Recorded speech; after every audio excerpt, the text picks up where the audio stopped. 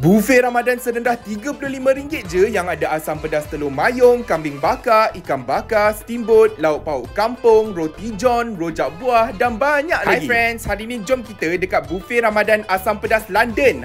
Buffet ni special tau sebab ada masakan asam pedas weh. Ada asam pedas tetel, ayam, pari, lepas tu nak add on telur mayung pun boleh. Dekat sini pun ada kambing bakar, daging bakar, ikan bakar, semua ada. Korang boleh ambil unlimited. Bukan tu je, dekat sini pun ada pelbagai steamboat yang korang boleh pilih. Memang pada ada banyak makanan best-best dekat sini. Lepas tu ni roti john favourite korang time Ramadan ni pun ada. Lepas tu ada lagi lauk pauk masakan asli kampung ni macam daging salai, gulai kawar, sup tulang dan banyak lagi. Semua ni unlimited tau. Korang ambil je berapa banyak korang nak. Lepas tu ada juga lemang dengan rendang ni makanan western pun ada juga weh. Selain tu dekat sini pun ada laksa Johor tau. Diorang boleh buatkan untuk korang. Lepas tu ada juga lempeng salut kelapa ni lepas tu rojak buah pun ada. Memang best. Siapa yang nak dessert tu mestilah ada juga. Kuih tradisional ada, kuih moden ada, semua ada. Korang tinggal nak pilih je. Lepas tu dekat sini pun ada stesen untuk kanak-kanak tau. Ada cotton candy, popcorn dengan cereal, air kopi dengan testa kampung ada, air balang pun ada juga tau. Untuk harga buffet dia bagi aku memang berbaloi. Dewasa RM58 je seorang. Kanak-kanak dengan warga emas 65 tahun ke atas RM35 je. Lepas tu kalau korang buat tempahan kumpulan minimum 10 packs RM48 je seorang. Lepas tu setiap meja akan dapat air tower tau. Memang padu. Dekat sini pun ada tempat main untuk kanak-kanak juga tau.